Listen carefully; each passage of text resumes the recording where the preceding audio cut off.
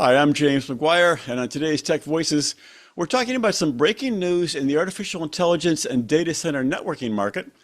To talk about that, I'm joined by Dr. Robin Grindley, Principal Line Manager for the Core Switching Group at Broadcom.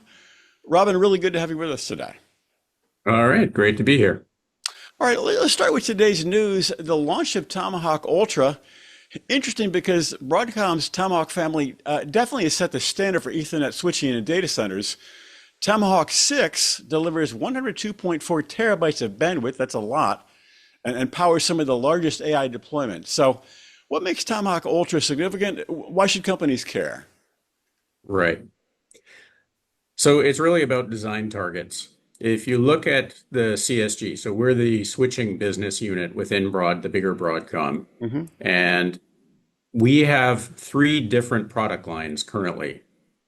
And why do we have three? They're all Ethernet switches. Why do we have three product lines? Because the design for each one is targeted for a specific use case or application. Okay.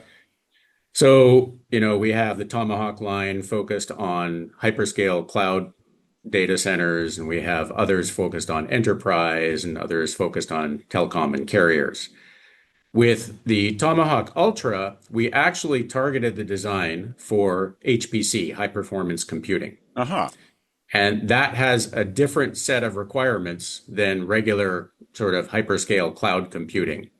It's, as the name implies, high performance. So it requires extremely high packet rates, Hmm. very low latency, support for these very small message sizes. So ironically, when we started the Tomahawk Ultra program many years ago, it was targeted for HPC, Hmm. and this was before ChatGPT.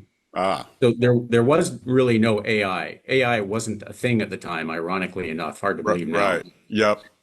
And as we were designing this thing very shortly after we started, AI hit the scene, ChatGPT, and we realized that the AI network requirements were almost identical to HPC. Uh-huh. And so we had a product that would serve both.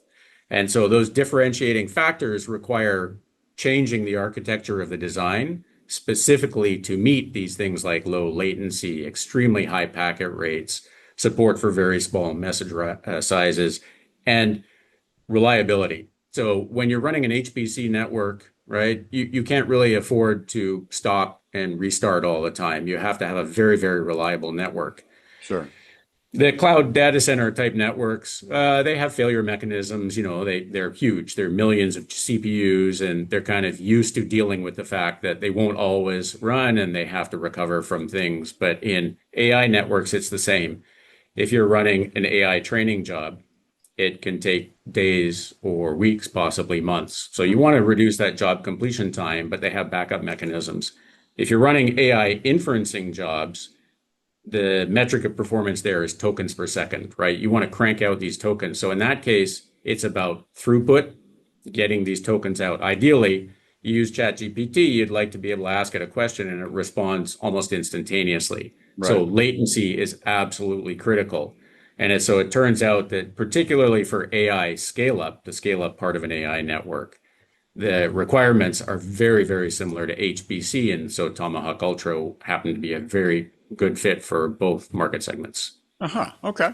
Well, what about scale-up Ethernet? I mean, how does Tomahawk Ultra support scale-up Ethernet? Right. So interestingly, so scale up is where you have a bunch of XPUs, GPUs, all directly connecting to each other, Right. working on sort of a smaller piece of a job or doing inferencing. In that It's a case, cluster, correct? right. And Yep. and typically the way, the market is AI is in its infancy, right? It's only a couple of years old. Current model is you have these scale up racks, which is, one or two racks where the XPUs are connected via direct copper and they talk to each other very quickly and there's a lot of communication. There's computation, communication, there's a lot of communication. Hmm. So you need this very high performance network for the scale up. And then scale out is where you connect a bunch of these racks together to make a million GPU cluster, and Right. that's scale out. Yep. So for scale up, the Tomahawk Ultra, as I said, for that HPC kind of workload, AI scale up, very high performance, very low latency is optimized for that. Now, if you take an XPU and it or a CPU, anything that has Ethernet coming out of it, Hmm. you can connect it up to Tomahawk Ultra, and you get the benefit of very low latency and very high packet rate. So it's already very high performance. Now, if you want to take it to the next level of performance, there are certain features in Tomahawk Ultra, like link layer retry and credit-based flow control. These are link level or system level features. So they only work if both ends of the link have the feature. So in other words, the Tomahawk Ultra has this LLR feature. In order to light it up, the endpoint or the XPU also has to have the feature. So the Scaleup Ethernet, this SUE, that the specification we've published is for the other side of the link, the endpoint or XPU. And if they both have LLR and CBFC, they can turn those on, get even better performance and even better reliability. And so you can kind of use the extra functionality of Tomahawk Ultra. Any Ethernet will work and get the base functionality, high performance, low latency. And then you can get even higher performance and better reliability if you can light up these extra features that are in the Tomahawk Ultra. Uh-huh. Okay, makes sense. So the industry is clearly shifting from InfiniBand to Ethernet for large-scale AI workloads. How does Tomahawk help drive this transition? Right. So, yeah, there's been a shift. Going back to the earlier discussion, there's scale out, which is kind of across the entire AI data center. And then there's scale up, which is within these racks.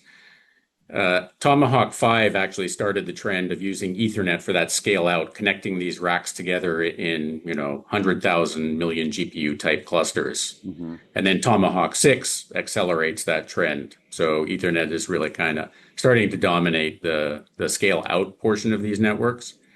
On the scale up, Ethernet and Tomahawk Ultra will allow you to use Ethernet for both, right? So if you look at alternatives right now, there are proprietary solutions that are used for those GPUs to talk to each other, right? Within a scale-up domain within a rack. Hmm. And if you can use Ethernet for both, then you get exactly the same features and performance that you need for scale-up from alternative proprietary solutions, but you also get Ethernet. So all of the management, all of the system operations side of things can be reused. Any tools that you use for analyzing your network, they work exactly the same, whether it's in the scale out domain or the scale up domain. So it really just kind of makes it operationally, you can get all the benefits of the high performance, high reliability Hmm. across the whole network, and you get to use the same set of tools for managing all of those. Well, Ethernet benefits from being more open, correct or not correct? Right. It's an open standard. So there's the base Ethernet, which is under the IEEE. Hmm. And then these feature enhancements to make Ethernet higher performance, suitable for things like HPC and AI, are actually within the Ultra Ethernet Consortium or UEC. So that takes the base Ethernet and then adds these features like LLR and CBFC. So the UEC just released its 1.0 specification that actually has the full specifications for these features like LLR and CBFC. So if anybody wants to go make devices, whether it's a switch or a NIC or a GPU or an XPU, they can just go take the UEC specs, design to those, and those two devices will interoperate and be able to use these advanced features. So, and that's a completely open consortium. Broadcom actually helped found that consortium in 2022, Hmm. Right. specifically because we realized Ethernet needed to sort of up its game, and we needed to make sure it was an open standard. Broadcom's always been about open standards. We find with competition, we'll stay on the leading edge. Hmm. You talked about this earlier, but I think it's an interesting topic. So Tomahawk Ultra, in addition to scale-up AI networking, it really targets HPC. Why is it so well suited for this network?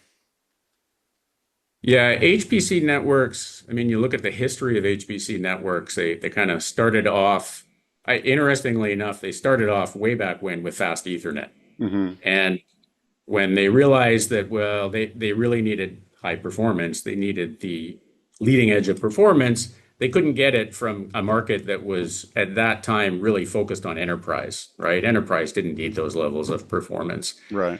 So HPC went its own way and used proprietary technologies. You know, it had things like MirrorNet and Cray Slingshot, and ultimately a lot of were using InfiniBand as well, which was designed specifically to meet these requirements of very high speeds on the ports, very low latencies, very high packet rates, support for these very small messages that HPC tends to use more than cloud computing, for example. So these technologies were bespoke and they were targeted right at HPC. And what we realized was that over time, cloud computing had pushed their requirements higher and higher and higher. And the gap between, you know, what HPC needed and what regular Ethernet cloud computing needed was getting smaller and smaller and smaller. And that's kind of when we had the light bulb moment. We said, okay, well, Ethernet can certainly target HPC, and it's a good market segment, and we just need to design the chip specifically for HPC, and hence Tomahawk Ultra was born. Uh-huh. Okay. Well, Robin, I really like to get the big picture. Your thoughts on the future of AI infrastructure and networking. Where's it headed? What might be a development you see in the near to midterm future? Yeah. So as I said before, AI is kind of in its infancy, which is means it's moving very fast, changing very quickly. Clearly, bigger, faster, right? Hmm. Those are the Right. same trends that we see from the cloud computing. And in terms of the feature set, we have a certain feature set that's in this UEC initial 1.0 spec. We will work on new features.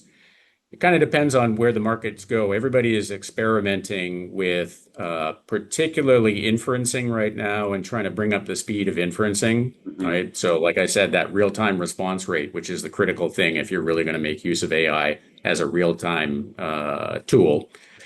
So, I think that there's a lot of industry work that's going to go on there, and we're keeping track of this. We're going to see where it goes. But ultimately, the scale and the speed of AI is just going to get bigger and bigger. And you know, we played the bigger and faster game with our existing products like Tomahawk for decades, right? So that's a game we know how to play.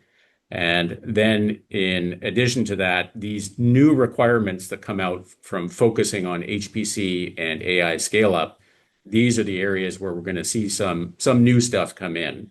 Hmm. And we're, you know, keeping in contact with all of the key customers and making sure that anything that comes up on the horizon there, we'll make sure we get it into our chips. Hmm. You know, interesting on that idea of the bigger and faster you talked about. I think that Ethernet switching is part of making this whole structure move much faster. It doesn't get as many headlines. People think about, you know, ChatGPT or, you know, NVIDIA chips, but it's really Ethernet switching is really a big part of that. It is the engine that kind of underlies all of this stuff. It's the basic plumbing that hooks all of these GPUs. You know, the companies that make GPUs, XPUs, they're always pushing the envelope. But of course, if you put way more compute in those things, they still need to talk to other devices, and that's the networking, that's the plumbing, right? Mhm. And so, yeah, the plumbing is critical to getting the overall AI experience working bigger and faster.